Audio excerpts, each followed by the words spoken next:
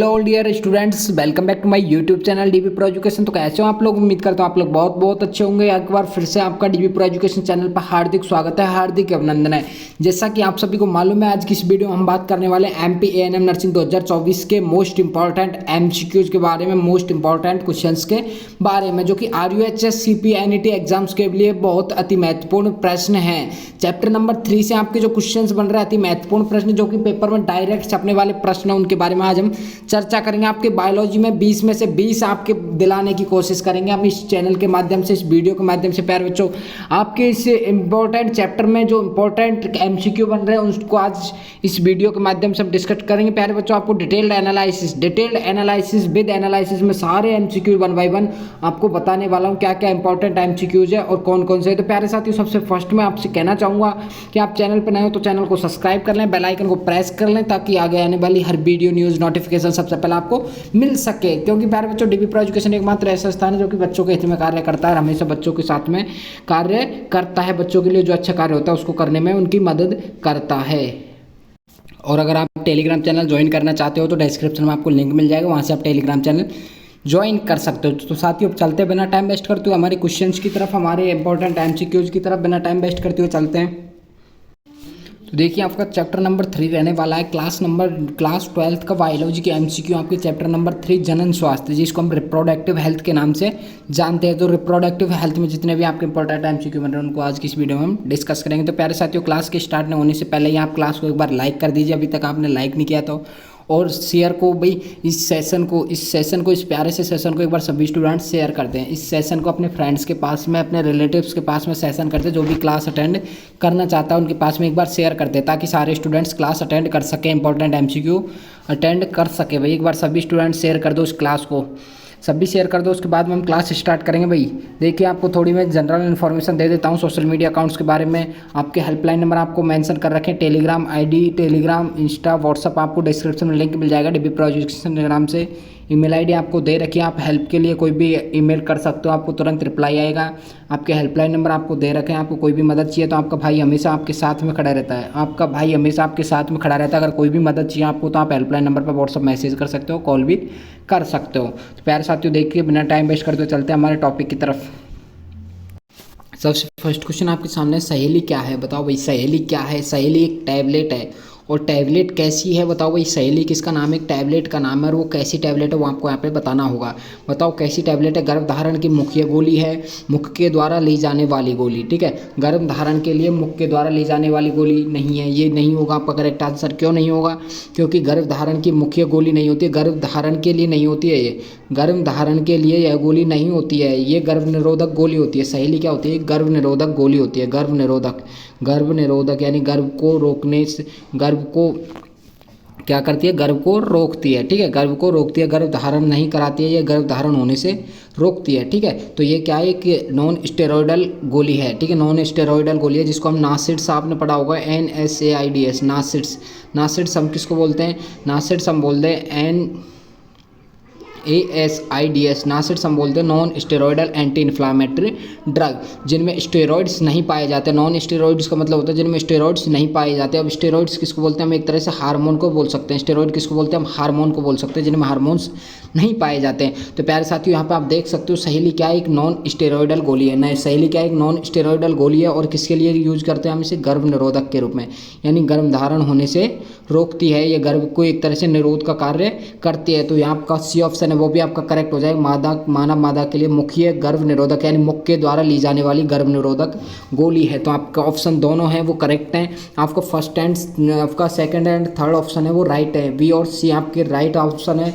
तो आपका correct answer क्या जाएगा? करेक्ट आंसर होगा आपका ऑप्शन नंबर डी, बी और सी दोनों सही होंगे। प्यारे साथियों, आप अगर क्वेश्चन का फर्स्ट में मेरे से पहला आंसर देते हो तो आप मेरे से पहला आंसर दीजिए, आपका खुद का कॉन्फिडेंस लेवल हाई होगा। कमेंट बॉक्स करके, कमेंट में दोस्तों, कमेंट बॉक्स में कमेंट करके आंसर लगाइए आप। ठीक है, कमेंट बॉक्स में कमेंट करके आंसर लगाइए आप। क्या आपका आंसर राइट चला जाता है कोई बात नहीं है, गलत चला जाता है कोई बात नहीं, अपने आप को कॉन्फिडेंस लेवल हाई करो। आप लोग अपने आप को स्ट्रॉन्ग करो, अपने आप को मजबूत करो। आपका भाई आपके लिए इतनी मेहनत कर रहा है, इतनी मेहनत कर रहा है, तो आप भी अपना 100% दो, आप भी अपना 100% दो भाई। अपनी एक सीट फिक्स करो, अपनी एक सीट फिक्स करो अपनी किसी भी एग्जाम हो, चाहे CPNET का हो, चाहे नर्सिंग का हो, चाहे BSc नर्सिंग हो, चाहे GNM नर्सिंग हो। प्यारे साथियों, मैं एक से रिक्वेस्ट करना चाहूँगा, अपना 100% दिया करो। कोई भी काम वो करते हो तो अपना 100% दिया करो। मोस्टली स्टडी जो इसमें भी सेल्फ स्टडी सबसे एक बड़ा हथियार है। सेल्फ स्टडी अगर आप करना चाहते हो तो सेल्फ स्टडी सबसे बड़ा हथियार है। आप घर बैठ के सेल्फ स्टडी कीजिए, अपना 100% दीजिए, तब जाके अपना गोल है वो मुकाम हासिल हो पाएगा प्यारे साथियों।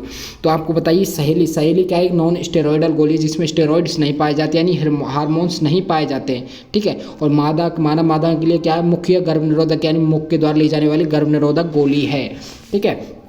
चलते हैं फिर आगे क्वेश्चन की तरफ। आपका ऑप्शन नंबर डी है वो करेक्ट आंसर होगा। इसमें बन रही मानव भ्रूण का पहला संकेत क्या है भाई, बताओ। जब भ्रूण का परिवर्तन होता है, भ्रूण का विकास होता है, गर्भाशय में भ्रूण का विकास होता है, भ्रूण का परिवर्तन होता है, तो उसका पहला संकेत क्या है, बढ़ रहे मानव भ्रूण का पहला संकेत, यानी बढ़ रहे मानव भ्रूण का विकास का पहला संकेत क्या है, बताओ। भ्रूण का आंदोलन नहीं होगा भाई, भ्रूण का आंदोलन होगा, उसका संकेत ये थोड़ी ना होगा कि बढ़ रहा है भ्रूण, ठीक है। तो उसका पहला संकेत क्या है, किसके द्वारा हम इसको माप सकते हैं, किसके द्वारा इसको हम देख सकते हैं कि भाई भ्रूण का विकास हो रहा है या नहीं हो रहा है। तो आपको करेक्ट आंसर फर्स्ट नहीं होगा। स्टेथोस्कोप द्वारा हृदय की ध्वनि को सुनकर, यानी कि हम स्टेथोस्कोप के द्वारा हृदय की ध्वनि को सुनकर भी हम ये देख सकते हैं मानव भ्रूण का पहला संकेत, यानी मानव भ्रूण बढ़ रहा है या नहीं बढ़ रहा है, ठीक है। तो हम स्टेथोस्कोप के द्वारा हृदय की ध्वनि सुनकर भी हम इसको चेक कर सकते हैं मानव भ्रूण का विकास हो रहा है या नहीं हो रहा है, ठीक है। अंगों के विकास से हम नहीं देख सकते, अंगों के विकास से हमको ये पता नहीं लगेगा कि मानव भ्रूण का विकास हो रहा है या नहीं हो रहा है। तो आपका ये आंसर है ऑप्शन नंबर सी भी करेक्ट नहीं होगा। इनमें से कोई नहीं, ये भी आपका करेक्ट नहीं होगा। तो आपका राइट आंसर क्या होगा, राइट आंसर आपका ऑप्शन नंबर बी होगा।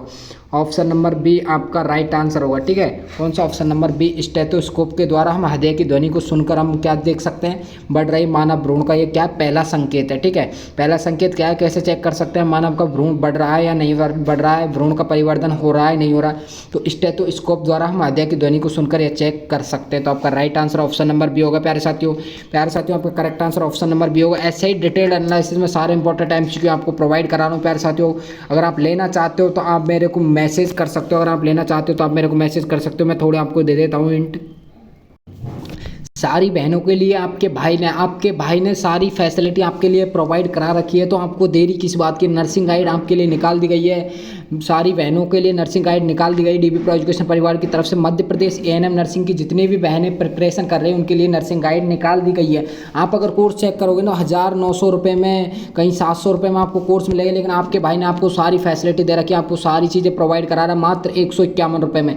199 से 151 रुपये में आपको सारी फैसिलिटी प्रोवाइड करा रहा है आपका भाई। सारी सब्जेक्ट के आपको MCQ दे रहा है, इंपॉर्टेंट MCQ, जैसे कि आप प्रीवियस की वीडियोज़ में जाके भी देख सकते हो। आपको अगर ट्रस्ट नहीं हो रहा तो कितने इंपॉर्टेंट MCQs है।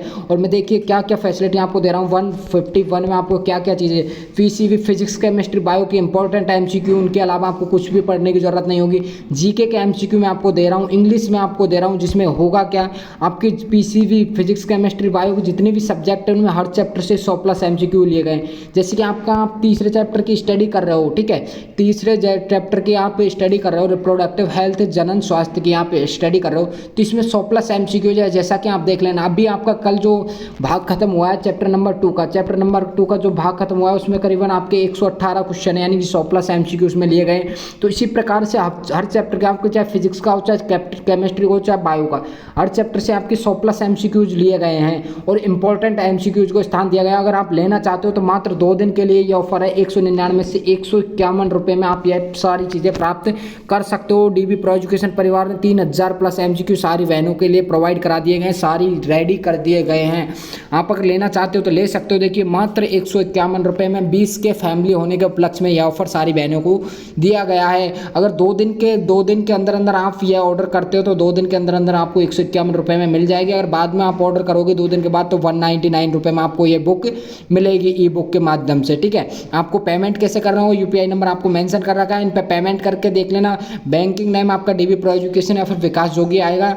आप गूगल पे, एनी UPI, फ़ोन पे, अमेजोन पे, पेटीएम, गूगल पे, कुछ भी आप कर सकते हो। और आपको SS हेल्पलाइन नंबर पे सेंड करना होगा। इन नंबर पे आपको पेमेंट करके 7877677460 नंबर पे आपको स्क्रीनशॉट सेंड करना होगा। आपको तुरंत बुक है वो प्रोवाइड करा दी जाएगी। तो जो भी बहनें लेना चाहती है तो वो ले सकती है भाई। आपकी मध्य प्रदेश ANM नर्सिंग के लिए आपके भाई ने सारी फैसिलिटी आपको लिए दे दी है, तो आप किस चीज़ की देरी कर रहे हो, जल्दी से ले लीजिए, बाद में 199 प्राइस हो जाएगा। तो जो भी लेना चाहता है वो ले सकता है भाई। 12th लेवल के MCQ, आपके 12th लेवल के 12th का आपका सिलेबस आता है, तो 12th की सिलेबस में से आपके इंपॉर्टेंट MCQ PCB के, जरूरी नहीं है ANM के लिए, अदर के लिए, जैसे BSc नर्सिंग की आप प्रिपरेशन कर रहे हो, चाहे आप PNST की, चाहे अदर स्टेट पैरामेडिकल की, जिसमें भी 12th लेवल का सिलेबस आता है, तो 12th लेवल के MCQ आप प्राप्त कर सकते हो। Very very important MCQ mostly मैं कहना चाहूँगा ANM Madhya Pradesh ANM nursing के लिए, ठीक है। तो चलते फिर अब बिना टाइम वेस्ट करते हमारे क्वेश्चन की तरफ। जो भी लेना चाहता है, जो भी प्यारी बहनें लेना चाहती हैं वो ले सकती हैं। आपको हेल्पलाइन नंबर मेंशन कर रखे, अगर पेमेंट करने से पहले कोई भी इंक्वायरी करनी हो तो 78 77 67 74 60 इन नंबर पे आप कांटेक्ट कर सकते हो। 7877677460 नंबर पे आप मैसेज करके भी कोई भी पूछताछ कर सकते हो, ठीक है। पूछताछ भी आप कर सकते हो पेमेंट की करने से पहले, ठीक है। तो आपको पेमेंट कौन से नंबर पे करना होगा आपको मैंने बता दिया, UPI नंबर, और आपको स्क्रीनशॉट ये नंबर पे सेंड करना होगा लेना चाहते हो। तो अब अगला क्वेश्चन देखिए, भारत में प्रथम जनगणना कब हुई थी? 1851 में, 1872 में, 1921 में या फिर 1951 में? तो भारत में प्रथम जनगणना कब हुई थी बताओ भाई। भारत में प्रथम जनगणना कब हुई थी? भारत में प्रथम जनगणना कब हुई थी बताओ। राइट आंसर लगाओ, इसमें राइट आंसर लगाओ। Right answer, very good. जो भी स्टूडेंट है इसमें ऑप्शन नंबर A लगा रहे हैं उनका करेक्ट आंसर है भाई। जो भी स्टूडेंट यहाँ पे A लगा रहे हैं उनका सारे विद्यार्थियों का राइट आंसर होगा 1851। भारत में प्रथम जनगणना कब हुई थी? भारत में प्रथम जनगणना हुई थी वो 1851 में हुई थी। कब हुई थी? 1851 में भारत में प्रथम जनगणना हुई थी। यहाँ पे ऑल ओवर वर्ल्ड की बात नहीं करें, ओनली फॉर इंडिया की, ठीक है। एंड ओवर कंट्री इंडिया की यहाँ पे बात की जा रही है। भारत में कब हुई थी प्रथम जनगणना? 1851 में हुई थी। आपका राइट आंसर कौन सा होगा? 1851 नहीं, सॉरी 1872 में हुई थी भाई। 1851 नहीं, 1872 में हुई थी, सॉरी भाई सॉरी, ठीक है। आपका राइट आंसर क्या होगा? 3 क्वेश्चन है आपका, उसमें राइट आंसर क्या होगा? 1872। तो भारत में प्रथम जनगणना कब हुई थी? 1872 में हुई थी भाई। ध्यान रखना 1872 में वो गलत हो गया, ठीक है, सॉरी उसके लिए। आपकी ऑप्शन नंबर B है वो करेक्ट आंसर होगा, ठीक है। 1872 आपका राइट आंसर होगा। कब हुई थी भारत में प्रथम जनगणना? 1872 में हुई थी भाई। 1872 में प्रथम जनगणना हुई थी। आपका correct answer option number B 1872 होगा। अब चलिए अगला क्वेश्चन देखिए। अगला क्वेश्चन देखिए, उच्च मृत्यु दर के कारण जनसंख्या में तीव्र ह्रास से क्या कहलाता है भाई? उच्च मृत्यु दर, यानी मृत्यु दर क्या है? मृत्यु दर जिसको क्या बोलते हैं? मोर्टालिटी बोलते हैं। मृत्यु दर को हम क्या बोलते हैं? मोर्टालिटी बोलते हैं। मोर्टालिटी क्या? उच्च है, ठीक है, यानी अधिक है। अब इसके कारण जनसंख्या में तीव्र ह्रास क्या कहलाता है? जनसंख्या में तीव्र ह्रास जानते हो, ह्रास में तो होता है कमी, जनसंख्या में तीव्र कमी किसके कारण? उच्च मृत्यु दर के कारण। तो क्या कहलाता है? जनसंख्या घनत्व नहीं, जनसंख्या घनत्व हम किसको बोलते हैं? जनसंख्या घनत्व किसको बोलते हैं हम? जनसंख्या घनत्व तो किसको बोलते हैं? प्रति इकाई क्षेत्र में, यानी कि प्रति इकाई कोई भी क्षेत्र लिमिटेड सीमित एरिया ले लेते हैं हम, तो प्रति इकाई क्षेत्र में उपस्थित व्यक्तियों की संख्या को हम क्या बोलते हैं? जनसंख्या घनत्व, जिसको क्या बोला जाता है? हम जनसंख्या सूचकांक या फिर जनसंख्या मापक के नाम से भी हम जानते हैं। तो प्रति इकाई क्षेत्र में उपस्थित व्यक्तियों की संख्या को तो हम जनसंख्या घनत्व बोलते हैं। तो ये भी नहीं होगा आपका राइट आंसर। क्या पूछा है? मृत्यु के कारण तीव्र ह्रास क्या कहलाता है? जनसंख्या अवनपन, ठीक है, जिसको अवनयन भी हम बोलते हैं, अवनपन बोल सकते हैं, इसको अवनयन भी हम बोल सकते हैं, जनसंख्या अवनयन भी इसको हम बोल सकते हैं। तो जनसंख्या अवनयन आपका राइट आंसर होगा। कैसे होगा वो मैं आपको बता दे रहा हूँ, ठीक है। किसी भी कारण से, ठीक है, क्या बोलते हैं? जनसंख्या अवनयन या फिर जनसंख्या अवनपन हम किसको बोलते हैं भाई?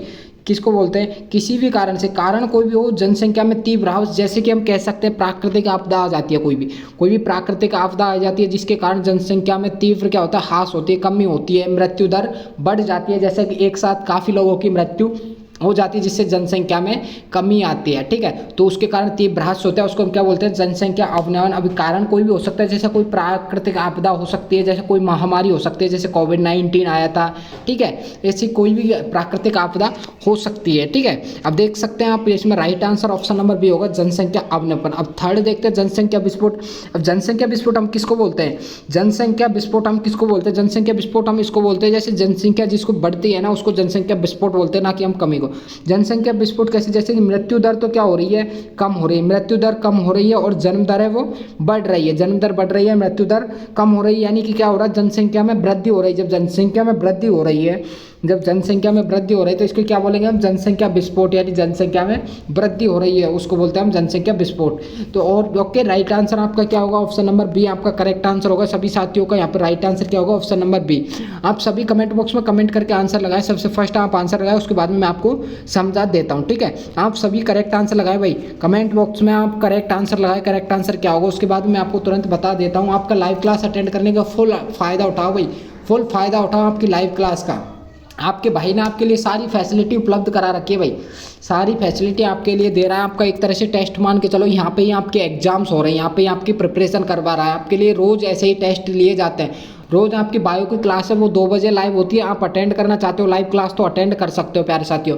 और ज़्यादा से ज़्यादा इस सेशन को शेयर करो, एक बार इस क्लास को सभी विद्यार्थी शेयर कर दो भाई, ज़्यादा से ज़्यादा स्टूडेंट्स ऐड करो ताकि हम लाइव क्लास बोर्ड पर ला सकें। भाई इतने कम स्टूडेंट्स में लाइव क्लास नहीं ले सकते बोर्ड पे, तो आप ज़्यादा से ज़्यादा स्टूडेंट्स ऐड करिए डीबी प्रो एजुकेशन फैमिली के साथ में। जो भी स्टूडेंट्स है ANM test, ANM Madhya Pradesh, ANM nursing की प्रिपरेशन करना चाहता है उसको यह वीडियो शेयर करो और उसको ये क्लासेस शेयर करो, उसको डीबी प्रो एजुकेशन चैनल के बारे में सजेस्ट करो। आप ज़्यादा से ज़्यादा स्टूडेंट्स ऐड करो, ठीक है। आप जितने ज़्यादा स्टूडेंट्स ऐड करोगे उतनी जल्दी आपकी लाइव क्लास है वो बोर्ड पर होगी, ठीक है। बोर्ड पर आपकी लाइव क्लास हो पाएगी, तो आप ज़्यादा से ज़्यादा स्टूडेंट्स ऐड करिए, ठीक है, ताकि आपका भी फायदा हो और हमारा भी, ठीक है। तो आप ये ज़्यादा से ज़्यादा स्टूडेंट ऐड करोगे तो हम लाइव क्लास बोर्ड पर लेके आएंगे, अच्छा भी आपके समझ में आएगा और अच्छा एक्सप्लेन भी हो पाएगा। तो प्यारे साथियों से रिक्वेस्ट है, आप एक बार सेशन को सभी स्टूडेंट शेयर कर देना, अभी तक लाइक नहीं गया तो एक बार लाइक कर देना। बताओ भाई, एमनियोसेंटेसिस एक प्रक्रिया है, किसकी प्रक्रिया है एमनियोसेंटेसिस? बताओ भाई।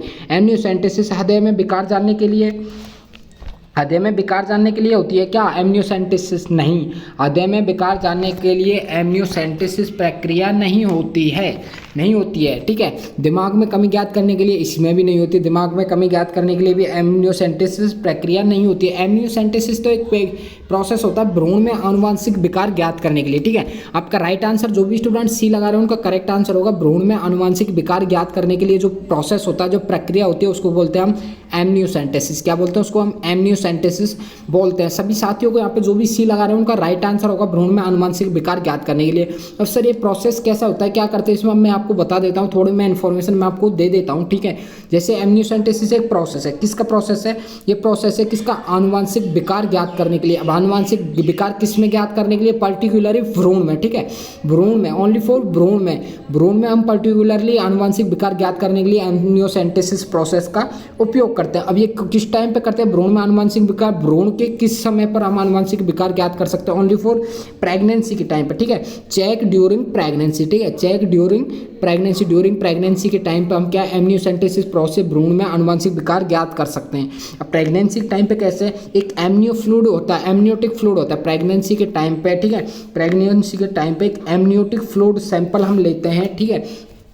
एमनियोसेंटेसिस क्या होते हैं भाई? एक प्रोसेस होती है जिसमें हम क्या करते हैं, जिसमें हम क्या करते हैं, जो भी फीटस होता है ना, फीटस होता है ना, फीटस होता है यूट्रस में, ठीक है। यूट्रस में जब फीटस होता है तो यूट्रस से क्या है, ये फीटस है एक फ्लूइड के द्वारा घिरा हुआ होता है। ये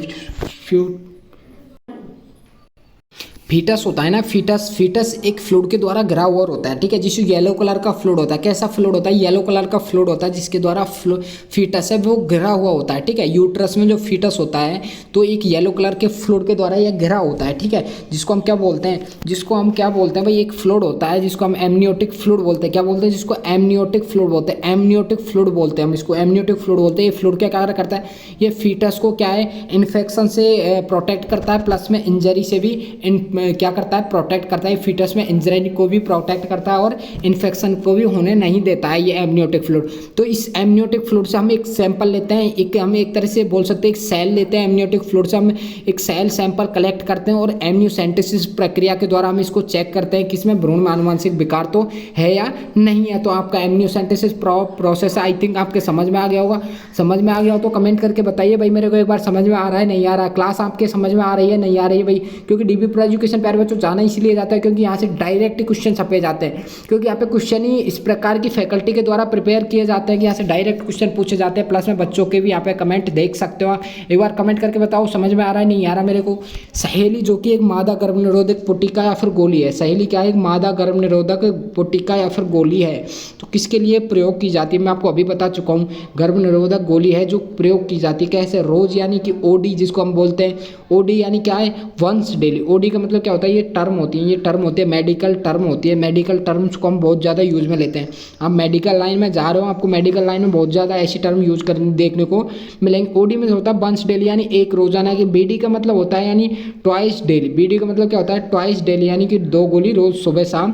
तो ये कैसी गोली है, कैसे प्रयोग की जाती है, साप्ताहिक, तिमाही यानी 3 माह में एक बार, मासिक यानी 1 महीने में एक बार, या फिर 1 सप्ताह में एक बार, या फिर रोजाना।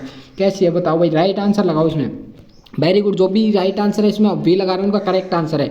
Option number B correct answer है। साप्ताहिक होती है, कैसी होती है? साप्ताहिक। आप जब ये टैबलेट लेके आओते हो, टैबलेट किसी ने लिया हो तो टैबलेट लेके आते हो तो उस पर लिखा होता है साप्ताहिक, ठीक है। साप्ताहिक यानी सप्ताह में एक बार ली जाने वाली गोली है ये। कैसी गोली है? एक सप्ताह में एक बार ली जाने वाली गोली है, जिसको क्या बोलते हैं? मादा गर्भ निरोधक पुटिका या फिर गोली के नाम से हम जानते हैं। ऑप्शन नंबर बी आपका करेक्ट आंसर होगा, ठीक है। ऑप्शन नंबर बी आपका राइट आंसर होगा, ठीक है। चलते हैं फिर हम नेक्स्ट क्वेश्चन की तरफ। नेक्स्ट क्वेश्चन देखिए भाई, नेक्स्ट क्वेश्चन देखिए। RU486 दवा प्रयोग की जाती है, किसके प्रयोग में की जाती है भाई बताओ? किस में प्रयोग की जाती है? गर्भनिरोधन में, एम्नियोसेंटेसिस में, गर्भपात कारक के रूप में, या फिर म्यूटाजन के रूप में? किस में प्रयोग की जाती है? राइट आंसर लगाओ इसमें, सभी स्टूडेंट राइट आंसर लगाओ इसमें। RU486 दवा है वो किस में प्रयोग की जाती है? करेक्ट आंसर लगाओ कमेंट बॉक्स में सभी स्टूडेंट। क्या हुआ करेक्ट आंसर भाई? आंसर लगाओ जल्दी से, क्या होगा? राइट आंसर लगाओ, बताओ भाई। RU486, very good. जो भी स्टूडेंट यहाँ पे ऑप्शन नंबर सी लगा रहे हैं उनके करेक्ट आंसर में ऑप्शन नंबर सी है उनका करेक्ट आंसर होगा। जो भी स्टूडेंट सी लगा रहे हैं उनका राइट आंसर होगा, ओके। कैसे होगा? क्योंकि ये दवा है, ये गर्भपात कारक के रूप में काम में ली जाती है। किसके काम में ली जाती है? गर्भपात कारक के रूप में काम में ली जाती है। ये क्या काम करती है? ये क्या करती है? गर्भपात कारक के रूप में कैसे काम में ली जाती है? ये प्रोजेस्ट्रोन हार्मोन के रिलीज को रोक देता है। ये प्रोजेस्ट्रोन जो हार्मोन होता है उसके रिलीज को रोक देता है, ठीक है। जो ये क्या करता है भाई? प्रोजेस्टेरोन हार्मोन होता है वो क्या करता है? गर्भावस्था जारी रखने के लिए एक उत्तरदायी हार्मोन होता है, गर्भावस्था जारी रखने के लिए, ठीक है। गर्भावस्था जारी रखने के लिए उत्तरदायी हार्मोन होता है प्रोजेस्टेरोन, ठीक है, जो कि एक नेसेसरी हार्मोन होता है गर्भावस्था जारी रखने के लिए। तो उसको क्या है? प्रोजेस्टेरोन के रिलीज को रोक देता है। अब जब प्रोजेस्टेरोन का रिलीज ही नहीं होगा तो प्रोजेस्टेरोन का रिलीज नहीं होगा तो गर्भ भी धारण नहीं होगा। तो ये गर्भपात कारक के रूप में काम में ली जाता है। RU486 दवा है वो गर्भपात कारक के रूप में काम में ली जाती है। अगर इसको मीसोप्रेस्टोल के साथ में दिया जाता है, मीसोप्रेस्टोल के साथ में दिया जाता है तो ये और भी जल्दी कार्य करने में असरकार होती है, यानी कि कार्य करने में और भी जल्दी करती है, यानी कार्य अच्छे ढंग से करने में सहायक होती है अगर मीसोप्रेस्टोल के साथ में काम में लिया जाता है। तो ये क्या करता है? जो RU486 है ये क्या काम करता है? ये गर्भाशय के संकुचन को स्टार्ट कर देता है, ठीक है। गर्भाशय के संकुचन को स्टार्ट कर देता है, यानी कि वो सिकुड़ना स्टार्ट हो जाता है, जिससे क्या होता है? गर्भाशय को क्या करता है? खाली करके रक्तस्राव का कारण बनता है, ठीक है। गर्भाशय को खाली करके रक्तस्राव करने का कारण बनता है। आपका राइट आंसर होगा गर्भपात कारक के रूप में यह काम में ली जाती है। अगला क्वेश्चन देखिए। अगला क्वेश्चन, इनमें कौन यौन संचारित रोग है भाई? कौन सा इसमें से यौन संचारित रोग है? गोनेरोइया भाई यौन संचारित रोग है, मैं आपको बता चुका हूँ। गोनेरोइया वो क्या है? एक यौन संचारित रोग है। यूरेथाइटिस भी एक क्या है? यूरेथाइटिस ये भी एक क्या है? यौन संचारित रोग है। एड्स, जिसको एक्वायर्ड इम्यूनोडेफिशिएंसी सिंड्रोम बोला जाता है, यह भी क्या है? एक यौन संचारित रोग है, ठीक है। क्या है? यौन संचारित रोग है। और इनमें से सभी आपका राइट आंसर क्या होगा? फिर ऑप्शन नंबर डी आपका करेक्ट आंसर होगा भाई। आपका ऑप्शन नंबर डी है वो करेक्ट आंसर होगा, क्योंकि ये तीनों ही क्या है? यौन संचारित रोग हैं, जिसको क्या बोलता हूँ? STD, सेक्सुअली ट्रांसमिटेड डिजीज इनको बोला जाता है, ठीक है। तो ये तीनों ही क्या है? STD है। करेक्ट आंसर आपका ऑप्शन नंबर डी होगा इनमें से सभी। अब देखिए नेक्स्ट क्वेश्चन, देखिए आपके सामने नेक्स्ट क्वेश्चन। सीधे शुक्राणु को अंडाणु से सम्मिलित करने की क्रिया को क्या कहते हैं भाई बताओ? सीधे शुक्राणु को अंडाणु से सम्मिलित करने की प्रक्रिया को क्या कहते हैं? राइट आंसर लगाओ इसमें, राइट आंसर। सीधे शुक्राणु को अंडाणु से सम्मिलित करने की प्रक्रिया को क्या कहते हैं बताओ भाई? जैसे कोई भी अंडाणु को सीधा क्या करते हैं? शुक्राणु को हम क्या करते हैं? सीधा शुक्राणु को अंडाणु से सम्मिलित करने की प्रक्रिया को क्या कहते हैं? यानी सीधा शुक्राणु को अंडाणु के पास में ला के छोड़ा जाए, उनको सम्मिलित करा जाए, उनको फर्टिलाइजेशन सीधा कराया जाए, उसको हम क्या कहते हैं? इंट्रायूटेराइन ट्रांसफ़र कहते हैं। इंट्रायूटेराइन ट्रांसफ़र, जिसको हम IUT के नाम से जानते हैं, ठीक है। IUT, intrauterine transfer. इसमें क्या होता है? ओसाइट्स और जो स्पर्म्स होते हैं उनको डायरेक्ट क्या यूट्रस में ट्रांसफ़र किया जाता है, ठीक है, जिसको हम क्या बोलते हैं? गैमेट्स, GIUT भी इसको बोला जाता है, गैमेट्स इंट्रायूटेराइन ट्रांसफ़र। यानी जो गैमेट्स होते हैं, जो ओसाइट्स होते हैं और स्पर्म्स होते हैं, जिनको बाहर क्या करवाया जाता है? बाहर उनको फर्टिलाइजेशन करवाया जाता है और डायरेक्ट उनको यूट्रस में ट्रांसफ़र किया जाता है, तो इसको क्या बोलते हैं? इंट्रायूटेराइन ट्रांसफ़र इसको बोला जाता है। तो आपका सी ऑप्शन तो करेक्ट नहीं होगा, क्योंकि इसमें तो क्या होता है? यूट्रस में क्या डायरेक्ट ट्रांसफ़र किया जाता है फर्टिलाइज्ड ओवम और स्पर्म्स का, ठीक है, जो युग्मनज बनते हैं उनका। तो आपका राइट आंसर क्या होगा? राइट आंसर अंतः कोशिकीय शुक्राणु निक्षेपण आपका करेक्ट आंसर हो जाएगा option number B. Option number B आपका राइट आंसर हो जाएगा अंतः कोशिकीय शुक्राणु निक्षेपण। यानी जो कोशिका होती है अंतः कोशिका, यानी जो मादा की जो कोशिका होती है, मादा की जो सेल होती है, जो ओवम होता है, ठीक है, जो ओवम होता है उसमें क्या करते हैं, शुक्राणु का निक्षेपण करते हैं। अंतः कोशिका, अंतः कोशिकीय यानी कोशिका के अंदर जो कोशिका होती है, ओवम जो अंड होता है उसके अंदर हम क्या करते हैं, डायरेक्ट शुक्राणु का निक्षेपण करते हैं। ओवम के पास में या फिर ओवम के अंदर ही हम डायरेक्ट शुक्राणु का निक्षेपण करते हैं। तो यही पूछा गया आपसे, सीधे शुक्राणु का अंडाणु से सम्मिलित करने की प्रक्रिया, यानी सीधे शुक्राणु को अंडाणु से मिलाने की प्रक्रिया क्या कहते हैं हम, अंतः कोशिकीय शुक्राणु निक्षेपण। यानी जो कोशिका है अंडा, उसके अंदर हम शुक्राणु का निक्षेपण करा रहे हैं तो इसको क्या बोलेंगे हम, अंतः कोशिकीय शुक्राणु निक्षेपण। आपका ऑप्शन नंबर बी है वो राइट आंसर होगा। और भी ऑप्शन मैं आपको बता देता हूँ, बट यहाँ पर करेक्ट आंसर आपका ऑप्शन नंबर बी होगा। अब अगला क्वेश्चन, अगला आंसर देख सकते हो आप। अगला ऑप्शन अंतः डिंब वाहिनी स्थानांतरण। अंतः डिंब वाहिनी स्थानांतरण क्या बोलते हैं हम, डिंब वाहिनी, जिसको डिंब वाहिनी किसको बोला जाता है, फैलोपियन ट्यूब को, ठीक है, फैलोपियन ट्यूब को डिंब वाहिनी बोला जाता है। तो अंतः डिंब वाहिनी स्थानांतरण किसको बोलते हैं हम, जैसे शुक्राणु है जिनको इनविट्रो पात्र में, जैसे अंतः डिंब वाहिनी स्थानांतरण, जैसे कि इनविट्रो पार्ट में, यानी हम बोल सकते हैं इनविट्रो पार्ट को बोलते हैं क्या बोलते हैं हम, एक बाहरी पात्र हम इसको बोल सकते हैं, ठीक है, बाहरी पात्र हम बोल सकते हैं इनविट्रो। अंतः पात्र, अंतः पात्र भी इसको बोला जाता है, अंतः पात्र। अंतः पात्र यानी एक पात्र के अंदर, ठीक है, अंतः पात्र यानी एक पात्र के अंदर। अंतः डिंब वाहिनी क्या बोलते हैं, एक पात्र के अंदर क्या करते हैं हम, शुक्राणुओं को क्या करते हैं, निषेचन करवाते हैं, ठीक है, निषेचन शुक्राणुओं को करवाया जाता है।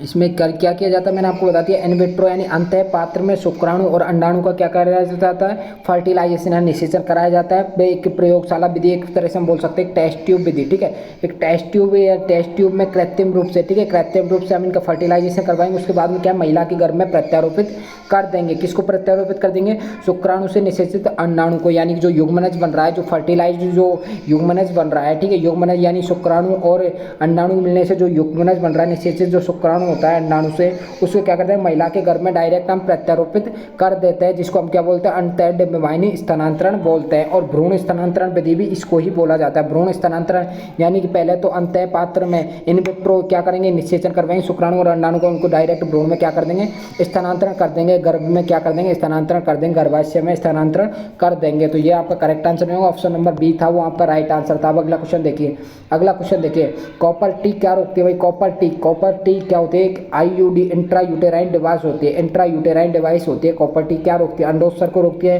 यानी अंडों के रिलीज को रोकती है, या फिर अंड निषेचन को रोकती है, यानी अंडों के निषेचन को रोकती है, या फिर भ्रूण रोपण को रोकती है। दोनों में से बी और सी क्या करती है, बताओ भाई, करेक्ट आंसर क्या होगा, 10 में आपका राइट आंसर क्या होगा।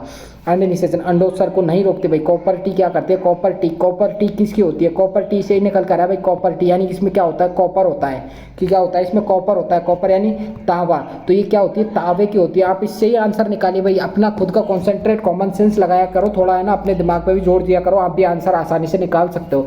कॉपर टी किसकी बनी होती है भाई, कॉपर की बनी होगी, कॉपर टी नाम ही उसका कॉपर टी है, तो कॉपर से बनी होगी। कॉपर किसको बोलते हैं हम, तांबा का, ठीक है, तो ये कॉपर टी होती है। कॉपर टी होती है, किसको रोकती है, अंडोत्सर्ग को नहीं रोकती है, क्या करती है, अंडोत्सर्ग को नहीं रोकती है भाई, अंडोत्सर्ग में कोई भी इफेक्ट नहीं आता है, तो आपका यह राइट आंसर नहीं होगा, कॉपर टी, ठीक है। कॉपर टी भी आपकी क्या करती है भाई, अंड निषेचन को रोकती है, ठीक है, क्या करती है, अंड निषेचन को रोकती है, ये भी नहीं होगा क्योंकि ये क्या अंड के निषेचन को नहीं रोकती है भाई, कॉपर टी अंड के निषेचन को नहीं रोकती है। अंड निषेचन तो होता है, जब अंड जनन होगा तो क्या अंडा रिलीज होगा, तो उसमें भी कोई इफेक्ट नहीं करती है। तो ये क्या करती है, ऑप्शन नंबर सी आपका राइट आंसर होगा, भ्रूण रोपण को। ये क्या करती है, भ्रूण रोपण को रोकती है, भ्रूण रोपण को रोकती है, यानी गर्भधारण को रोकती है, भ्रूण का रोपण नहीं होने देती है। कैसे नहीं होती देती है रोपण, जो कॉपर टी होती है, कॉपर टी क्या है, एक उपकरण है, इंट्रा यूटेराइन डिवाइस जिसको बोला जाता है, जो क्या है, शुक्राणु को नष्ट कर देता है या फिर भक्षण का कार्य करता है, शुक्राणु को नष्ट करने का भक्षण का कार्य करती है कॉपर टी। कैसे, ये क्या तांबे की होती है, तो ये क्या कॉपर आयन मुक्त करती है, ये क्या कॉपर आयन मुक्त करती है, कॉपर आयन मुक्त करती है, जो क्या है, शुक्राणु की गतिशीलता और निषेचन की क्षमता को क्या कर देते हैं, नष्ट कर देते हैं। कॉपर क्या करते हैं, शुक्राणु की गतिशीलता और निषेचन की क्षमता को कम कर देती है, ये शुक्राणु नाशक का कार्य करती है। अब शुक्राणु का नाश हो जाएगा उनका भाई, जब शुक्राणु की गतिशीलता कम पड़ जाएगी, उनकी क्षमता कम पड़ जाएगी, तो भ्रूण का रोपण नहीं हो पाएगा, भ्रूण का रोपण नहीं हो पाएगा। यहाँ पर right answer option number C होगा। अब देखिए अगला क्वेश्चन, अगला क्वेश्चन देखिए, प्रथम मानव जनसंख्या विस्फोट का कारण हुआ, भाई बताओ। प्रथम मानव जनसंख्या विस्फोट, मानव जनसंख्या विस्फोट मैंने आपको बता ही दिया। जनसंख्या विस्फोट हम किसको बोलते हैं? जनसंख्या विस्फोट बोलते हैं जनसंख्या में एकदम से वृद्धि, एकदम से वृद्धि,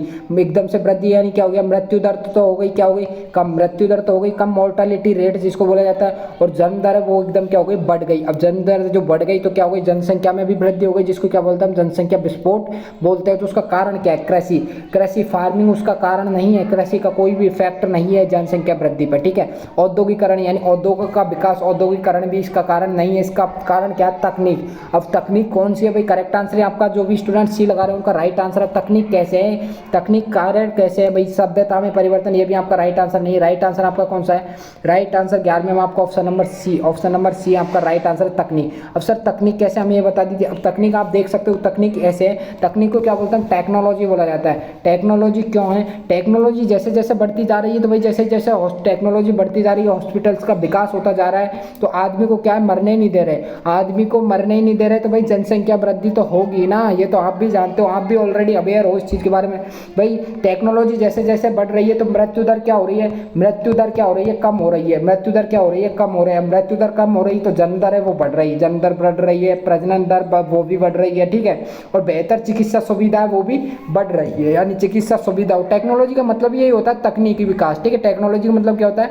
तकनीक। अब तकनीक का जब विकास होता है, बेहतर चिकित्सा सुविधा जब उपलब्ध हो रही है, बढ़ रही है, तो क्या होगा? मानव जनसंख्या विस्फोट होगा।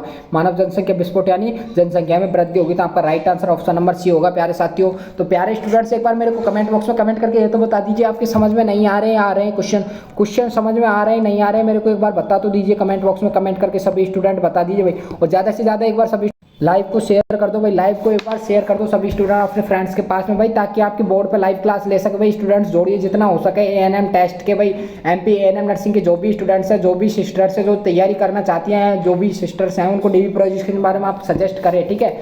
और देखिए अगला क्वेश्चन आपके सामने भाई, अगला क्वेश्चन देखिए। और जो भी इसी प्रकार के इंपॉर्टेंट एमसीक्यू लेना चाहता है, आप खुद देख सकते हो कितने इंपॉर्टेंट एमसीक्यूज हैं भाई, कितने इंपॉर्टेंट एमसीक्यूज है या नहीं है क्वेश्चन में। तो आप 7877677460 नंबर पर मैसेज कर आप इनको प्राप्त कर सकते हो, आप इनको प्राप्त कर सकते हो। और मोस्टली जो एएनएम टेस्ट की अलावा जो पीएन क्या करते हैं, सीपीएनईटी की जो प्रिपरेशन कर रहे हैं, जो भी स्टूडेंट सीपीएनईटी की प्रिपरेशन कर रहे हैं, कॉमन फार्मेसी नर्सिंग इंटरेस्ट, उनके लिए ये एमसीक्यू क्वेश्चन है, उनके लिए जो उनका स्टडी मटेरियल है वो फ्री दिया जा रहा है, उनको फ्री दिया जा रहा है। तो आप हेल्पलाइन नंबर पर कॉन्टैक्ट करके इंपॉर्टेंट एमसीक्यू प्राप्त कर सकते हो, क्योंकि आपके एग्जाम्स के 2-3 दिन बचे टोटल, इसलिए आपको लास्ट में ऑफर डीवी प्रो एजुकेशन की तरफ से दिया जा रहा है। बहुत इंपॉर्टेंट एमसीक्यू आपको दिए जा रहे हैं, कम से कम 1000 एमसीक्यू, उनको पढ़कर आप आसानी से एक सीट फिक्स कर सकते हो। तो जो भी स्टूडेंट लेना चाहता है वो मैसेज कर दे भाई, मेरे को हेल्पलाइन नंबर पर मैसेज करते जो भी स्टूडेंट लेना चाहता है। बताओ अगला क्वेश्चन देखिए, मादा में मुख्य गर्भ निरोधक किसको रोकते हैं भाई? गर्भ निरोधक भाई किसको रोकती हैं? किसको रोकते हैं? गर्भ निरोधक तो है, गर्भ धारण को तो रोकती है, बट किसको रोकती है? अंडोत्सर्ग को, अंडोत्सर्ग को रोकती है क्या गर्भ निरोधक जो गोलियां होती है? नहीं, अंडोत्सर्ग को नहीं रोकती है। अंडोत्सर्ग को रोकती है क्या? 12वें में क्या होगा राइट आंसर? अंडोत्सर्ग को नहीं रोकती है, क्योंकि अंडों का सर्जन तो होता है, ठीक है। और क्या है सेकंड ऑप्शन? निषेचन यानी फर्टिलाइजेशन, फर्टिलाइजेशन को ये रोकती है। आपका करेक्ट आंसर, जो भी स्टूडेंट यहाँ पे बी लगा रहे हैं उनका राइट आंसर होगा निषेचन, ठीक है। फर्टिलाइजेशन को रोकती है। फर्टिलाइजेशन को कैसे रोकती है? फर्टिलाइजेशन को ऐसे रोकती है, जो भी मादा गर्भ निरोधक मुख्य गोलियां होती हैं, वो गोलियां क्या होती है? प्रोजेस्टेरोन हार्मोन्स के स्राव को, नॉन स्टेरॉइडल होती है, ये आपको पता है।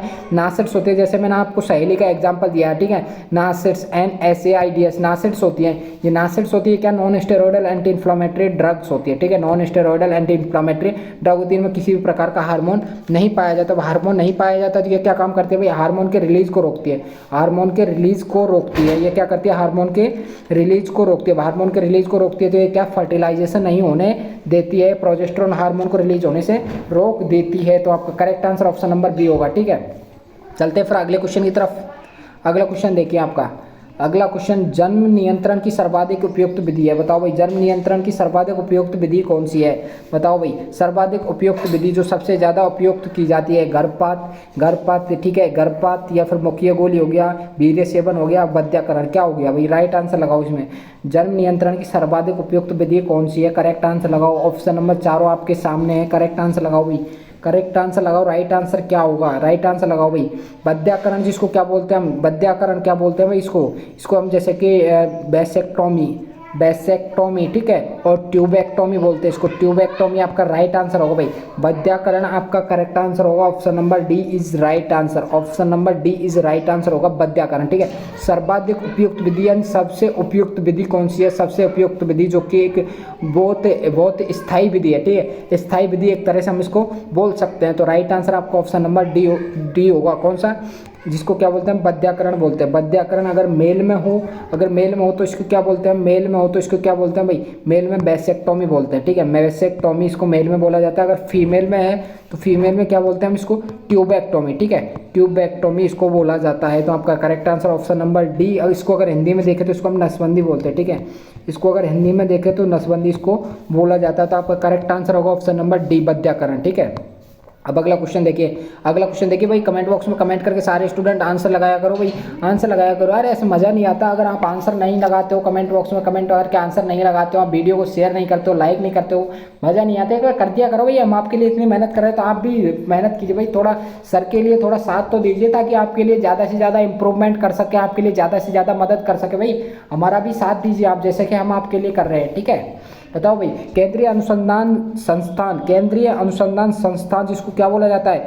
CDRI बोला जाता है। CDRI बोला जाता है, central drug research institute. Central drug research institute भाई, ये फुल फॉर्म भी आ सकती है तो इनको भी लिख लेना भाई, नोट डाउन कर लेना। CDRI हिंदी में याद कर लेना, सेंट्रल ड्रग रिसर्च इंस्टीट्यूट, केंद्रीय औषधि अनुसंधान संस्थान जिसको बोला जाता है। तो CDRI कौन सी द्वारा गर्भ निरोधक गोली तैयार की गई थी? बताओ कौन सी गोली तैयार की गई थी? माला डी संयुक्त गोली, सहेली, निरोध, कौन सी तैयार की गई थी भाई? बताओ करेक्ट आंसर लगाओ। माला डी क्या होगा करेक्ट आंसर इसमें? बताओ केंद्रीय CDRI द्वारा कौन सी गोली तैयार की गई थी? बताओ। Very good. जो भी स्टूडेंट यहाँ पे सी लगा रहे हैं उनका करेक्ट आंसर होगा भाई। जो भी स्टूडेंट यहाँ पे सी लगा रहे हैं ना उनका करेक्ट आंसर होगा भाई, करेक्ट आंसर होगा। जो भी स्टूडेंट यहाँ पे सी लगा रहे हैं उनका करेक्ट आंसर होगा भाई। करेक्ट आंसर आपका ऑप्शन नंबर सी होगा, ठीक है। जो क्या है देखिए, माला डी क्या है? माला डी क्या कार्य करती है? क्या कह रहा है भाई? गर्भ निरोधक, ठीक है, गर्भ निरोध के रूप में कार्य करती है। तो माला डी क्या होती है? माला डी क्या करती है? ये अंडोत्सर्ग को रोकती है, माला डी क्या होती है? अंडोत्सर्ग को रोकती है, यानी अंडे को रिलीज होने से रोकती है। तो ये नहीं होगा आपका राइट आंसर। वह क्या पूछा गया? गर्भ निरोधक गोली तैयार की गई थी, कौन सी गोली थी? तो संयुक्त गोली यानी संयुक्त का मतलब क्या होता है? संयुक्त का मतलब होता है संयुक्त यानी 2, 4, 2 या 2 से अधिक संयोजन में दी जाए, जैसे हम बोल सकते हैं कॉम्बिनेशन डोज। कॉम्बिनेशन में अगर डोज दी जाए, जैसे एक से ज़्यादा गोलियों की अगर कॉम्बिनेशन में डोज दी जाए उसको बोलते हैं हम संयुक्त गोली। लेकिन यहाँ पे क्या बोल रहे हैं? कौन सी गर्भ निरोधक गोली तैयार की गई यानी सिंगल के लिए बात कर रहा है। कौन सी गर्भ निरोधक? तो संयुक्त गोली में आपका राइट आंसर नहीं होगा, ना ही आपका माला डी होगा। आपका correct answer option number C होगा, सहेली आपका करेक्ट आंसर होगा भाई। करेक्ट आंसर आपका क्या होगा? सहेली होगा, ठीक है। सहेली जो क्या है कि non steroidal anti inflammatory drug है, non steroidal anti inflammatory drug है, वो करेक्ट है। जो कि क्या है? केंद्रीय औषधि अनुसंधान संस्थान द्वारा तैयार की गई थी। आपका राइट आंसर होगा ऑप्शन नंबर सी, सहेली होगा, ठीक है। निरोध भी आपका नहीं होगा, निरोध भी आपका राइट आंसर नहीं होगा, क्योंकि ये क्या है? एक रबर का बना होता है, लेटेक्स का, ठीक है, लेटेक्स का बना होता है, जिसको क्या बोलते हैं? बैरियर के रूप में कार्य करता है, जो कि गर्भधारण नहीं होने देता है, गर्भधारण नहीं होता, जो कि बैरियर के रूप में कार्य करता है, ठीक है। तो ये भी आपका राइट आंसर नहीं होगा, ऑप्शन नंबर सी है वो करेक्ट आंसर होगा। अब देखिए अगला क्वेश्चन, निम्नलिखित में से कौन सी जन्म नियंत्रण की विधि प्राकृतिक विधि नहीं है? कौन सी विधि है वो प्राकृतिक विधि नहीं है? वो आपसे यहाँ पे पूछा गया है भाई। प्राकृतिक विधि कौन सी नहीं है? बताओ कौन सी नहीं है? बाह्य स्खलन यानी बाह्य स्खलन कर देना, ठीक है। बाह्य स्खलन का मतलब यानी स्खलन कहाँ पे? बाहर स्खलन कर देना, ठीक है। तो बाहर स्खलन कर देना, ये है क्या? कौन सी जन्म नियंत्रण की प्राकृतिक विधि नहीं है? प्राकृतिक मतलब उसमें कृत्रिम किसी भी चीज़ का उपयोग ना हो। तो बाह्य स्खलन है क्या है? ये कि प्राकृतिक जन्म नियंत्रण की विधि है, ठीक है, प्राकृतिक है भाई। ये बाह्य स्खलन है, प्राकृतिक है, ये कृत्रिम नहीं है। वैसेक्टोमी है वो क्या है? कृत्रिम है। ऑप्शन नंबर सी आपको जो सेकंड नंबर पे दे रखा है वैसेक्टोमी जो क्या है? मेल स्टरलाइजेशन की एक टेक्नोलॉजी है, मेल स्टरलाइजेशन की जो टेक्नोलॉजी वो क्या कृत्रिम है, ठीक है, कृत्रिम टेक्नोलॉजी है वैसेक्टोमी, ठीक है। ये प्राकृतिक नहीं है, क्या है? कृत्रिम में। ऑप्शन नंबर सी है आपका वो क्या है? कृत्रिम है। आवधिक संयम मतलब आवधिक संयम का मतलब जानते हो? आवधिक संयम बोलते हैं हम जैसे कि जो ओवम रिलीज होता है, ठीक है, ओवम रिलीज होता है मासिक चक्र के दौरान, ओवम रिलीज होता है 14वें से 15वें दिन, ठीक है, 14वें से 15 दिन होता है। तो आवधिक संयम मतलब होता है संयम रखना। तो क्या है? जो कपल्स हैं वो 10 से और 17वें दिन, ठीक है, जो क्या है 10वें से और 17वें दिन तक क्या आवधिक संयम बनाए रखे, यानी आवधिक संयम यानी तब तक एक दूसरे से कॉन्टेक्ट ना करें, यानी आवधिक संयम भी क्या है? प्राकृतिक विधि है, ठीक है, प्राकृतिक विधि है, आवधिक संयम, ठीक है।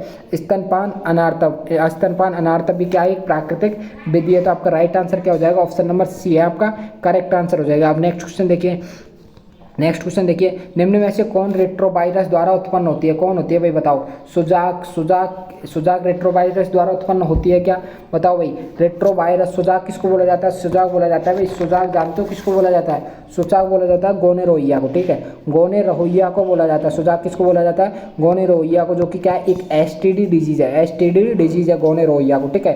गोनोरेरिया को क्या बोला जाता है हिंदी में, सुजाक। भाई देख लेना, जो भी स्टूडेंट्स है जो इंग्लिश में नहीं जानते तो देख लेना, हिंदी में सुजाक बोलते हैं गोनोरेरिया को। जो किसके कारण होता है, किसके कारण, किसके द्वारा होता है भाई, गोनोरेरिया और नाइसेरिया, ठीक है, नाइसेरिया के द्वारा होता है। किसके द्वारा होता है, गोनोरेरिया नाइसेरिया के द्वारा यह होता है, ठीक है। गोनोरेरिया नाइसेरिया एक क्या एक बैक्टीरिया जिसके द्वारा ये होता है सुजाक गोनोरेरिया। एड्स, एड्स किसके द्वारा होता है, आरएनए वायरस होता है। एड्स किसके द्वारा, आरएनए वायरस के द्वारा होता है, आरएनए वायरस के द्वारा। आरएनए वायरस को हम क्या बोलते हैं, रेट्रोवायरस भी इसको बोला जाता है। आरएनए वायरस को क्या बोला जाता है, रेट्रोवायरस भी इसको बोला जाता है। तो रेट्रोवायरस के द्वारा ही आपसे यहाँ पे पूछा गया है, निम्न में से कौन रेट्रोवायरस द्वारा उत्पन्न होता है, तो कौन सा होता है भाई, एड्स यहाँ पे रेट्रोवायरस द्वारा उत्पन्न होता है। आपका बी ऑप्शन है वो करेक्ट होगा, ठीक है, बी ऑप्शन है वो करेक्ट होगा। एड्स को क्या बोला जाता है, एड्स को बोला जाता है एक्वायर्ड इम्यूनो डेफिशिएंसी सिंड्रोम बोला जाता है, ठीक है। एड्स को क्या बोला जाता है, एक्वायर्ड इम्यूनो डेफिशिएंसी सिंड्रोम भी इसको बोला जाता है। अब अगला ऑप्शन भी मैं आपको बता देता हूँ, अगला ऑप्शन भी देख लीजिए। वैसे आपका करेक्ट आंसर है इसमें ऑप्शन नंबर बी होगा। अगले ऑप्शन भी आप देख सकते हो, तीसरा ऑप्शन आपको ट्राइकोमोनियसिस, ट्राइकोमोनियसिस। ट्राइकोमोनियसिस किसके द्वारा होता है, एक पैरासाइट के द्वारा होता है। एक क्या होता है, पैरासाइट के द्वारा होता है, एक एसटीडी डिजीज है, ठीक है, एक एसटीडी डिजीज है जो कि क्या है, पैरासाइट के द्वारा होती है। कौन सी पैरासाइट है जो कि ट्राइकोमोनियसिस के लिए उत्तरदायी होती है, तो वो पैरासाइट का नाम क्या होगा, पैरासाइट होगा ट्राइकोनोमास, क्या होगा, ट्राइकोनोमास बेजाइनाइलिस होगा, ठीक है। ट्राइकोनोमास बेजाइनाइलिस एक पैरासाइट है। कौन सी पैरासाइट है, ट्राइकोनोमास, ठीक है, ट्राइकोमोनास, ठीक है, ट्राइकोमोनास वेजाइनाइलिस। वेजाइनाइलिस एक पैरासाइट है जिसके कारण ट्राइकोमोनियसिस होता है, ठीक है। ये भी एक एसटीडी डिजीज है। अब देखिए सिफेलिस, सिफेलिस भी एक एसटीडी डिजीज है जो किसके कारण होती है, सिफेलिस। सिफेलिस एक बैक्टीरियम डिजीज है, ठीक है। सिफेलिस एक बैक्टीरियम डिजीज है जो ट्रेपोनोमा पैलिडियम के कारण होती है। किसके कारण, ट्रेपोनोमा पैलिडियम, ट्रेपोनोमा पैलिडियम के कारण होती है, एक बैक्टीरियम डिजीज। आपसे पूछा गया है रेट्रोवायरस के कारण होने वाली डिजीज है वो कौन सी है, एड्स हो जाएगा आपका राइट आंसर। अब अगला क्वेश्चन देखिए, परिवार नियोजन कार्यक्रम प्रारंभ किया गया, कब प्रारंभ किया गया भाई बताओ, कब प्रारंभ किया गया। आपसे ओनली फॉर भारत के लिए नहीं पूछा, ऑल इन वर्ल्ड के लिए पूछा गया, परिवार नियोजन कार्यक्रम कब प्रारंभ किया, यानी पूरे वर्ल्ड में कब प्रारंभ किया गया। तो आपका right answer option number D होगा, 1951 आपका करेक्ट आंसर होगा, ठीक है। 1951 में परिवार नियोजन कार्यक्रम प्रारंभ किया। अगर भारत की अगर हम बात करें तो भारत में कब किया गया, 1952 में, ठीक है, एक साल बाद भारत में प्रारंभ किया गया। अगर ऑल ओवर वर्ल्ड की बात करें तो 1951 में, अगर भारत की बात करें तो 1952 में भारत में प्रारंभ किया था परिवार नियोजन कार्यक्रम। ओके, अब चलिए नेक्स्ट क्वेश्चन की तरफ। नेक्स्ट क्वेश्चन देखिए, जनसंख्या पर निबंध लिखा गया, किसके द्वारा लिखा गया भाई, जनसंख्या पर निबंध है वो किसके द्वारा लिखा गया था, डार्विन के द्वारा, माल्थस के द्वारा, लेमार्क के द्वारा, ह्यूगो डी ब्रिज के द्वारा, किसके द्वारा लिखा गया था जनसंख्या पर निबंध।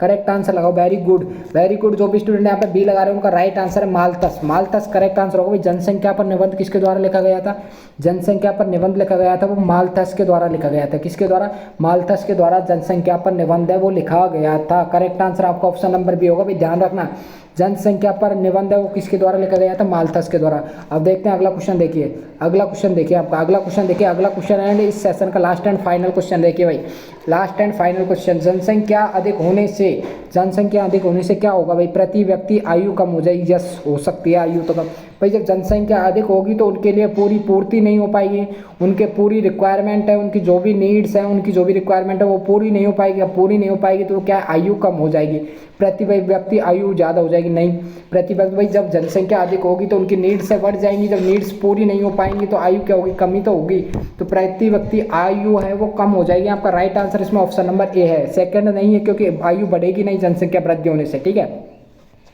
जनसाधारण का स्वास्थ्य अच्छा हो जाएगा, नहीं, अच्छा नहीं होगा स्वास्थ्य। जैसे ही पॉपुलेशन बढ़ेगी, जैसे ही जनसंख्या में वृद्धि होगी तो भाई स्वास्थ्य अच्छा कैसे होगा। हॉस्पिटल्स में आप देखते हो तो स्वास्थ्य अच्छा कैसे होगा, एक दूसरे के कॉन्टैक्ट में आते हैं तो बीमारियां फैलती है, बहुत से वायरस है, बहुत से बैक्टीरियाज है जो कि बीमारी का कारण बनते हैं, ठीक है। तो जनसाधारण का स्वास्थ्य अच्छा नहीं होगा भाई। जनसंख्या जैसे कि एक फैमिली का एग्जांपल आप लेके चलो, एक फैमिली में ज़्यादा मेंबर्स है, ज़्यादा मेंबर्स है, किसी को खांसी हो गई तो भाई एक दूसरे का क्या है, स्वास्थ्य खराब ही तो होगा, अच्छा थोड़ी ना होगा, खराब होगा। तो इनमें से सभी में आपका राइट आंसर नहीं होगा। करेक्ट आंसर आपका ऑप्शन नंबर बी और ए होगा, ठीक है। ऑप्शन नंबर ए आपका राइट आंसर होगा। प्रति व्यक्ति आयु कम हो जाएगी, आयु प्रति व्यक्ति कम हो जाएगी, यानी करेक्ट आंसर आपका ऑप्शन नंबर ए है, ठीक है। अब देखिए अगला क्वेश्चन भाई, अगला and last and final question आपका इस सेशन का होने वाला है भाई। रोज आपके सेशन की क्लास है वो आपके बिल्कुल है ना 20 क्वेश्चन की ली जाएगी, 20 की क्या बढ़ा भी देंगे, बट अभी थोड़ा क्या है आपकी फिजिक्स केमिस्ट्री के एमसीक्यूज के एडिटिंग चल रही है। पीसीवी जिसमें से क्या बायोलॉजी की हो चुकी है और फिजिक्स केमिस्ट्री के क्वेश्चंस की एडिटिंग चल रही है, इसलिए थोड़ा टाइम कम मिल पाता है, इसलिए आपके क्वेश्चंस है वो कम लिए जा रहे हैं, ठीक है। बाकी आपके क्वेश्चंस की संख्या बहुत जल्दी बढ़ा दी जाएगी कंप्लीट होते ही। बताओ भाई जनसंख्या का अध्ययन क्या कहलाता है? मेरे को पता है सभी स्टूडेंट करेक्ट आंसर लगा रहेंगे, वेरी गुड वेरी गुड, सभी स्टूडेंट करेक्ट आंसर लगा रहे होंगे भाई। डेमोग्राफी मेरे को पता है, डेमोग्राफी जनसंख्या का अध्ययन, स्टडी ऑफ जनसंख्या भाई, स्टडी ऑफ जनसंख्या, पॉपुलेशन, स्टडी ऑफ पॉपुलेशन भाई, जनसंख्या की स्टडी क्या कहलाती है? डेमोग्राफी कहलाती है। डेमोग्राफी आपका राइट आंसर होगा, ठीक है। और अगर कैलोग्राफी की हम बात करें तो कैलोग्राफी क्या काम करती है भाई? सजावटी हस्तलेख या फिर हस्तलिखित जो भी होता है, हस्तलिखित जो भी हम कुछ भी बोलते हैं, जो भी हाथ से लिखा हुआ है, तो कोई भी अभिलेख है हाथ से लिखा हुआ, तो क्या है जो भी सुंदर अभिलेख होता है, सुंदर अभिलेख जो हस्तलेख है, जो सुंदर अभिलेख है उसकी स्टडी को हम क्या बोलते हैं? कैलोग्राफी बोलते हैं, ठीक है। अगर बात करें मनोजीव विज्ञान, तो मनोजीव विज्ञान क्या है? ह्यूमन माइंड एंड क्या करते हैं? ह्यूमन माइंड की स्टडी और पीपल्स के बिहेवियर की स्टडी को क्या बोलते हैं? मनोजीव विज्ञान। मनोजीव विज्ञान एक ऐसी ब्रांच है जिसमें क्या है ह्यूमन माइंड की और क्या पीपल्स के बिहेवियर की स्टडी की जाती है मनोविज्ञान के अंदर। अगर बायोग्राफी की अगर हम बात करें तो बायोग्राफी क्या है? ये क्या है? बायोग्राफी क्या है? किसी और द्वारा लिखी गई व्यक्ति की जीवन कहानी है। क्या है बायोग्राफी? बायोग्राफी क्या है? किसी दूसरे व्यक्ति द्वारा, ठीक है, किसी भी व्यक्ति द्वारा लिखी गई दूसरे व्यक्ति की जीवन कहानी, किसी भी व्यक्ति द्वारा लिखी गई जीवन कहानी भी हम इसको बोल सकते हैं। किसी व्यक्ति द्वारा लिखी गई अपनी जीवन कहानी या फिर दूसरे की जीवन कहानी बायोग्राफी के नाम से जानी जाती है। लेकिन आपका राइट आंसर था वो ऑप्शन नंबर डी था आपका करेक्ट आंसर। तो जो भी स्टूडेंट्स भाई मेरे को बताइए आपके 20 में से कितने क्वेश्चन है वो करेक्ट निकले भाई? करेक्ट आंसर कितने थे? आपका कितना स्कोर बैठा है भाई? कितना स्कोर 20 में से आपने कितने करेक्ट आंसर किए हैं? बाकी बताओ भाई, सभी स्टूडेंट कमेंट बॉक्स में कमेंट करके बताओ कितने आंसर सही निकले आपके भाई, बताओ। और जो भी स्टूडेंट ऐसे ही एमसीक्यू लेना चाहता है भाई, देखिए आपका जो थर्ड चैप्टर है जैसे कि जनन स्वास्थ्य रिप्रोडक्टिव हेल्थ, इससे आपकी 100+ एमसीक्यू, जैसे हर चैप्टर से आपकी 100+ इंपॉर्टेंट एमसीक्यू है भाई। क्वेश्चन आएगा कहाँ से? आप खुद भी बताओ, जब एक चैप्टर से 100+ एमसीक्यू हम ले रहे हैं तो क्वेश्चन आएगा कहाँ से? क्वेश्चन सिलेबस से बाहर तो जाने वाला है नहीं है भाई, सारे क्वेश्चन यहीं से फंसते हैं। आप बच्चों के रिव्यू देख सकते हो भाई, यहाँ से डायरेक्ट क्वेश्चन लिए जाते हैं। आप अगर लेना चाहते हो ऐसे एमसीक्यू तो आप जो भी बहनें हैं, जो भी सिस्टर्स हैं जो लेना चाहते हो, तो आपके लिए 151 में आपका भाई सारी मटेरियल प्रोवाइड करा रहा है। आपका भाई आपके साथ खड़ा है, आपके लिए सारी फैसिलिटी आपके लिए प्रोवाइड करा रहा है। आप देखोगे ना सिलेबस हजार रुपये में दे रहे हैं, लेकिन आपका भाई आपके लिए ओनली फॉर 151 में सारी चीज़ें प्रोवाइड करा रहा है, सारी सब्जेक्ट्स का मटेरियल आपको दे रहा है। तो आप लेना चाहते हो तो मेरे को हेल्पलाइन नंबर पर मैसेज कर सकते हो, ठीक है। हेल्पलाइन नंबर आपको मैंने बता दिया 7877677460 पे कांटेक्ट करके आप इनको प्राप्त कर सकते हो, ठीक है। आपको सारे मटेरियल प्रोवाइड करा दिया जाएगा। अगर आप Telegram group, WhatsApp group join करना चाहते हो तो आपको डिस्क्रिप्शन में लिंक मिल जाएगा, वो ज्वाइन कर लें, क्योंकि टेलीग्राम ग्रुप है वो आपके लिए बहुत ही हेल्पफुल होने वाला है। क्योंकि किसी टाइम लाइव क्लास का अगर शेड्यूल चेंज होता है, कोई भी इन्फॉर्मेशन आता है, नोटिस आती है बच्चों तक, तुरंत है वो टेलीग्राम ग्रुप पर पहुँचा दिया जाता है, ठीक है। टेलीग्राम ग्रुप के माध्यम से बच्चों को बता दिया जाता है। बाकी आपको वीडियो प्रोवाइड कराने में थोड़ा टाइम लग जाता है, लेकिन इन्फॉर्मेशन टेलीग्राम पे पहले ही दे दी जाती है, इसलिए आपके लिए बहुत हेल्पफुल टेलीग्राम चैनल रहेगा। आप डिस्क्रिप्शन में लिंक मिल जाएगा, आप वो ज्वाइन कर लेना। और जो भी स्टूडेंट्स है वो लेना चाहता है वही ले लेना। 151 जो भी ANM की बहनें वो लेना चाहती है वो ले सकती है, ठीक है। आपके लिए बहुत ही इंपॉर्टेंट, बहुत ही एक ऑफर दिया गया है। 20 के सब्सक्राइबर, 20 के फैमिली मेम्बर्स होने के उपलक्ष्य में आपको ऑफर दिया गया है। और जो भी स्टूडेंट है जो BSc नर्सिंग की प्रिपरेशन कर रहा है, RUHS BSc नर्सिंग की या फिर अदर स्टेट की प्रिपरेशन कर रहा है, वो भी ले सकता है, क्योंकि ये PCB के MCQs है 12th लेवल के PCB के MCQs है। PCB के 12th लेवल के MCQs है, तो भाई आपके भी 12th लेवल का PCB का MCQ जिनके भी आता है उनके लिए बहुत ही अति महत्वपूर्ण प्रश्न है। हर चैप्टर से 100+ MCQs है, चाहे वो फिजिक्स हो, चाहे केमिस्ट्री हो, चाहे बायोलॉजी हो, सब में 100+ MCQs है हर चैप्टर से। तो आप अगर लेना चाहते हो तो कॉन्टैक्ट कर सकते हो। हेल्पलाइन नंबर मैंने आपको बता दिया भाई। एक बार सभी स्टूडेंट्स चैनल पर नए हो तो भाई चैनल को सब्सक्राइब कर लेना, चैनल के साथ में जुड़ जाना और बेल आइकन को प्रेस कर लेना, ताकि आगे आने वाली न्यूज़ वीडियो आपको मिल सके, ठीक है। वीडियो को अभी तक लाइक नहीं किया तो एक बार सभी स्टूडेंट वीडियो को लाइक कर देना, ठीक है, और अपने फ्रेंड्स के पास में सभी स्टूडेंट्स शेयर कर देना ताकि वो भी क्लास अटेंड कर सके, इंपॉर्टेंट MCQ वो भी ले सके, ठीक है। चलते हैं फिर करते हैं लाइव कुछ, तो मिलते हैं आपकी कल 2 बजे की लाइव में फिर एक बार से दोबारा से। फिर thank you so much all of you. जय हिंद जय भारत। मिलते हैं आपकी नेक्स्ट कमेंट के साथ।